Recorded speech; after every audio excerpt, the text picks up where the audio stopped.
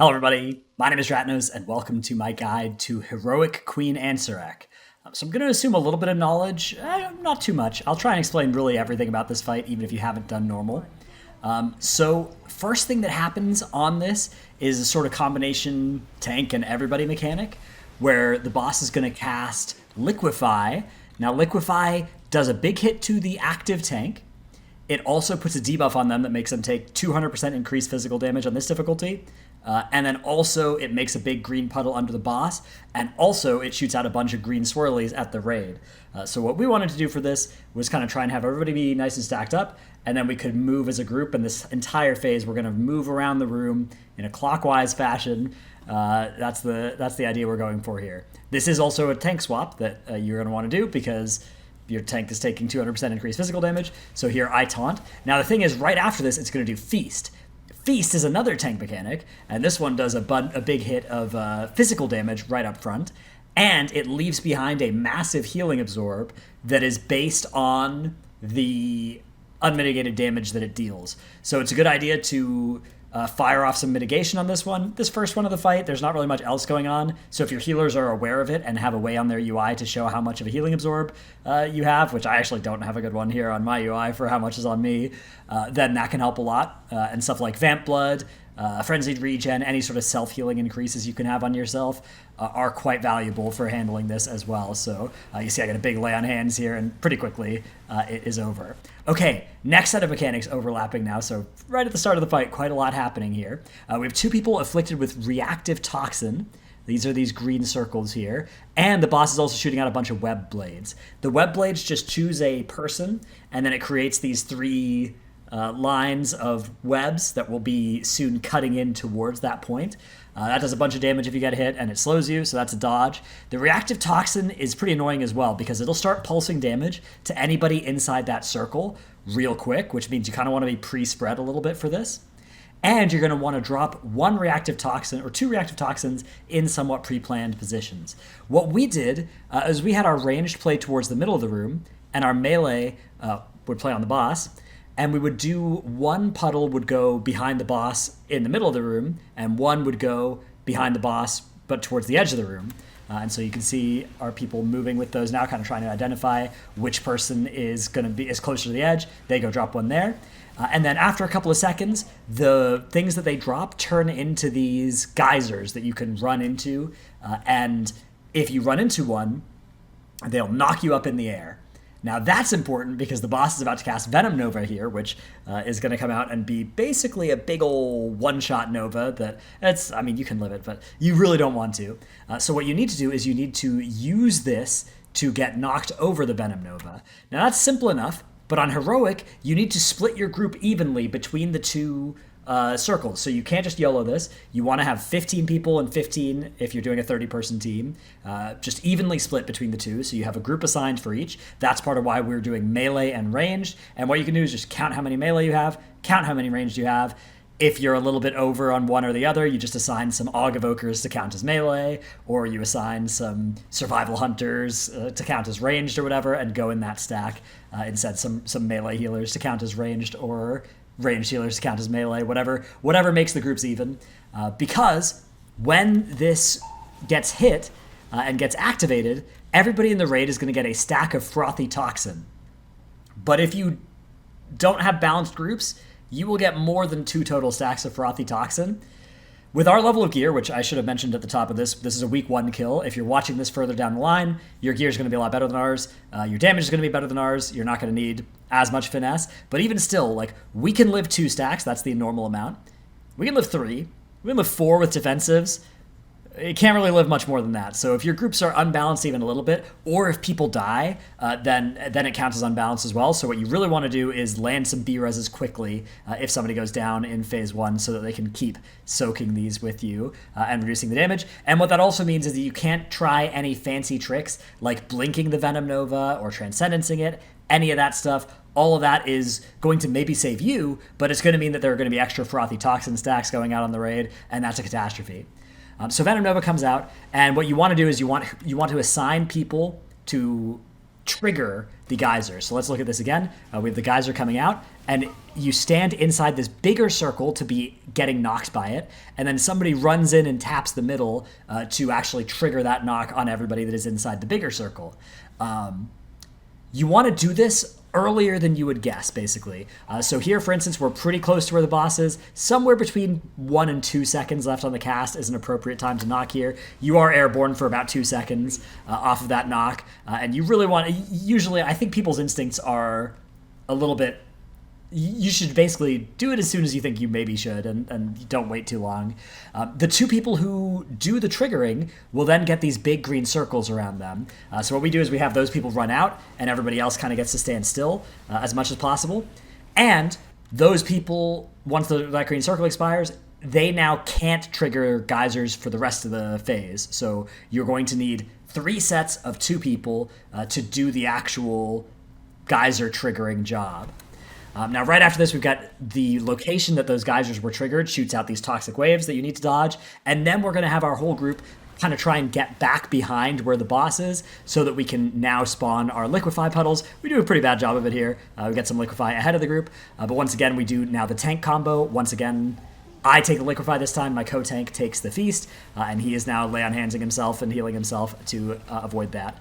Now, here comes the roots. So this is it's like on Tindril. It's called Silken Tomb. It puts a root on everybody and it damages people close to you, so you don't really want to stack too much for this.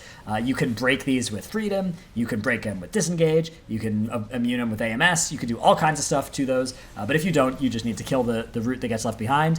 After you break it, you will leave behind webby ground, which is something that you basically try not to stack in the group and then insta-break yourself. If you're going to break yourself, do it outside of the group so that you're not going to leave webby ground underneath people. Next, Venom Nova comes out. Again, same story here. We get knocked over these and dodge a little bit forward. Another Liquefy combo is going to come out. And at this point, we've finally seen all the mechanics of this phase. So it's a pretty mechanic-intensive P1 for a heroic boss. Once again, you can see big healing absorb on me. You actually can't see, but it's a lot. It's like 30 million, 40 million healing. It's a huge healing absorb. Somebody dies. Again, very quick. Try to get the reses out quickly.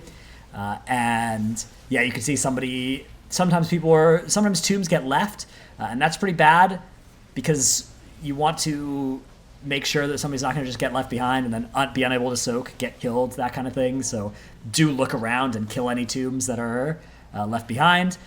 We get another set of these reactive toxins, and we're nearing the end of our phase at this point.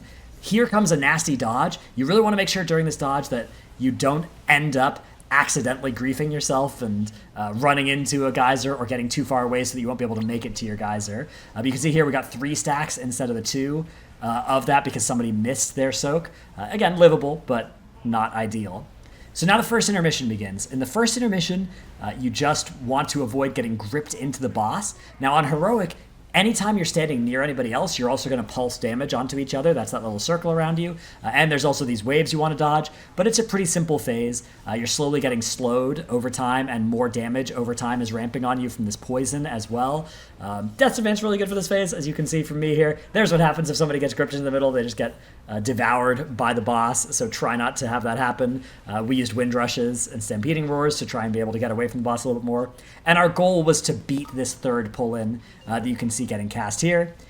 As soon as that's done, we now have to split our group towards the 2 sides here. Now the way this phase works, this is phase 2, is all of the ads on each side basically share health with the other side's version of it. So this ad actually shares health with the one that's over on the other side, which I think is actually a pretty cool design. So here, the big thing that's different about Heroic is that people will be getting targeted by those swirlies. Let's just look back a little bit at this. There will be swirlies that will aim at people. Here you can see one, and that shoots out these orbs. Those orbs do a lot of damage. Like if you watch these health bars here, anytime somebody gets hit by one, it's like 60% of their health. Obviously that's going to be less as you have more gear later on, but yeah, dodging those is very important. One thing that's worth noting is that on this platform and on the second platform of the Ascent, that mechanic exists, and if you push out of the platform, like if you kill the associated ad, any currently about to spawn circles won't spawn, which will be nice. Okay, so here now we have two ads. We have the Guardian, which your melee should hit, and we pull this towards the far edge of this platform because the boss is about to grip everybody towards the close edge of the platform. And so we don't want to be over there because then we'll get gripped off the platform instead of to that side of the platform. And your range should focus mostly the Expeller. Your melee should focus mostly the Guardian, although if your damage is not equal, you may need to separate that a little bit. Now you activate this bridge. Once you activate the bridge, any pull-in that's about to happen won't happen. You want to make sure that you have your tank grab all these skitterers. They do slowly stack a increased damage taken effect with every successful auto, so you do want to be careful of that getting too scary. And you need to make sure you get to and kill that ad on this platform before it finishes that cast, or else it will be a wipe as well. So a little bit of a timer effect here. But you can see we're all about to get pulled in, but as soon as we kill that ad, that actually cancels that pull-in that was about to happen, and we can head up to the final platform.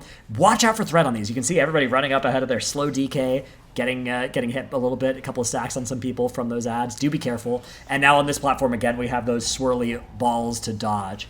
There is also a dispel mechanic, I believe, on the second platform. That's a magic dispel that you want to stagger the dispels because it does a bunch of damage when you dispel it.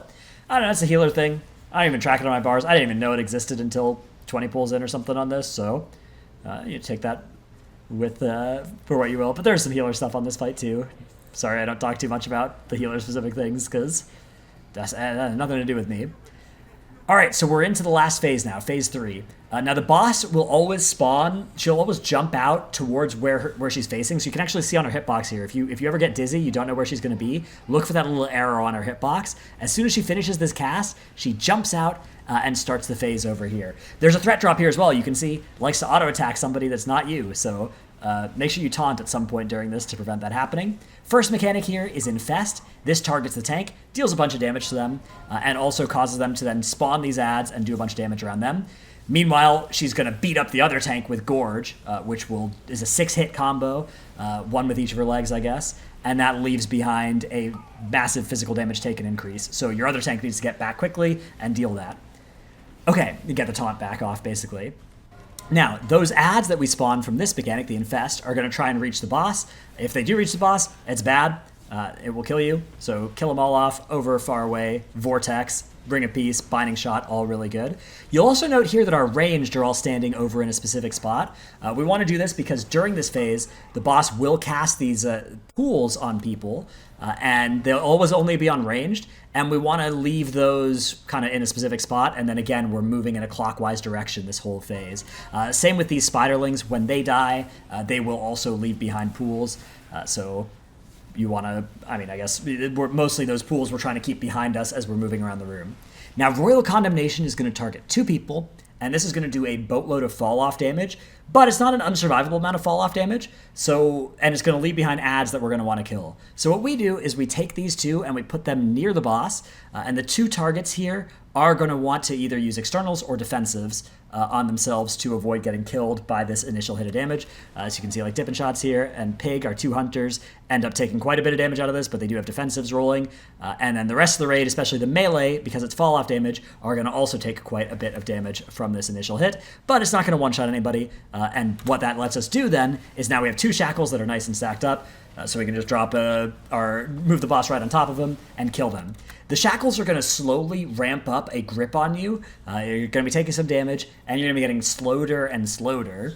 And if you ever actually get gripped into a shackle, you're going to get stunned, which is not good. You really want to try and avoid that. So we kill off the shackles as quick as we can and continue with our day. So now here comes Abyssal Infusion. 2 people are going to be targeted, and it's a pretty big circle around them that will instantly start pulsing damage. So a nice pre-spread here is good if you can have it. You can see we didn't have a particularly good pre-spread, and we used Link here to avoid anybody getting killed. That's, I guess, another option for this maybe, but I feel like a good pre-spread is probably the better way to handle this. And what you want to do is have 1 person head to the inside of the room and 1 person head to the outside of the room, kind of just ahead of where we've left all of our puddles, where we've denied all of our space. And these are going to then shoot out some orbs on Heroic and then create these portals. Now the boss casts Frothing Gluttony. She's going to jump to the middle of the room and do a little bit of a pull on you. It's not a super strong pull, but it does slightly pull you towards the middle. And what you need to do is take the portal, That will take you out over this ring without getting killed. And then everybody is going to get a Abyssal Reverberation, which is going to do some AoE damage around them. So what you want to do is then spread out after that. The boss will jump back down onto wherever your tank is, and the portals will now explode and leave behind, again, more gunk. So that's why we want to put them as far back towards our pre-existing polluted space as possible. Another Infest Gorge combo comes out. Again, tank swap, and then a tank reswap here. Another set of Shackles comes out here. And so you see we use our AMZ there to help keep those two people alive. And we're just going to kill off these Shackles and these Hatchlings again as well. And now we get our first big adds of the fight. So the Queen is going to summon 3 spiders in the 3 closest corners of this hexagon to you. And these spiders are going to come up at 60% health with a shield equal to 40% of their max health. So basically they start at 100% health, but the first 40% is a shield rather than full health. So get owned, hunters. And it is going to then be that they have an uninterruptible cast called Null Detonation, but it's interruptible once you break the shield. Now you can see we let all 3 of these initial casts go off, and it's not the end of the world. It's fine. But you do want to kick them before they get too many of these casts and start ramping it up too much. So you want to be able to kind of spread your damage out. What we did is we had our ranged focus on the ones that were behind in the gunk, and our melee worked on these front ones. Ultimately, we probably could have had this boss further forward, and the backmost one didn't even necessarily need to be in the gunk. But we were playing a little bit more conservatively with space than we probably needed to. We finished this fight with... I mean, you're going to run out of time in the fight before you run out of space, almost certainly. So I think you probably take some bigger moves here and have the spiders not be in the gunk, because when the spiders die, each of them is going to then spawn one of these Acolyte's Essences. Now, this Acolyte's Essence is very important. It needs to be carefully guarded, and basically what happens is if you pick it up, you then get a dot, and you can see on Dippin' Shots here, it's quite a nasty dot. On me, I'm a tank, so it doesn't matter.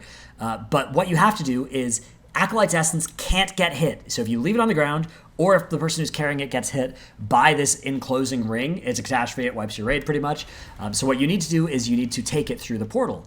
But taking it through the portal does cause the portal to instantly start destabilizing, rather than waiting for another 5 or 10 seconds after the ring closes.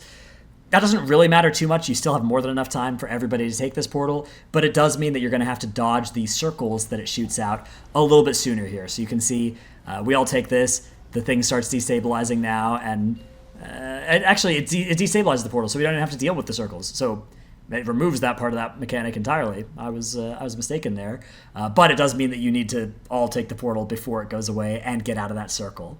Here I was running for a B-res, which we were able to get anyways, and then coming back, we have some web blades again from earlier in the fight, and at this point, the fight is now going to start to get sketchy. Here's where you sort of hope the boss is low enough that you can just commit to the boss, because now we have web blades again, so more dodging the web blades. We have more of those adds to kill off here. You see I taunted back here because I'm stupid. Shouldn't have done that because I've got the huge 6 stacks of physical damage taken increase. But I saw the boss running towards the spiders and I panicked. Then we have another set of big adds here. The boss is at 8%. And so what you can do at this point, what we did is we're like, okay, let's just commit to the boss. What you should do, I think, if you're not going to commit boss, is take these 2 Royal Condemnations and bring them up over the ad, or near the ad, so you can cleave them all. You can cleave the big ads with the Shackles.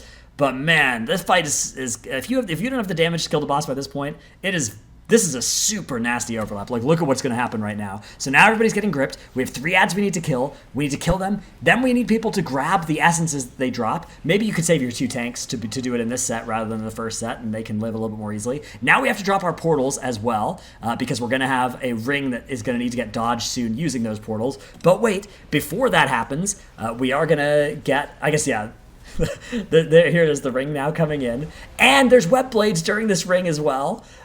All the more stuff that could kill you. So yeah, basically it's sketchy. If you don't kill the boss by this point, it's very bad. But you know, kill the boss. Just commit boss at that point. That's probably the play from there. That's it. That's Heroic Queen Ansurek.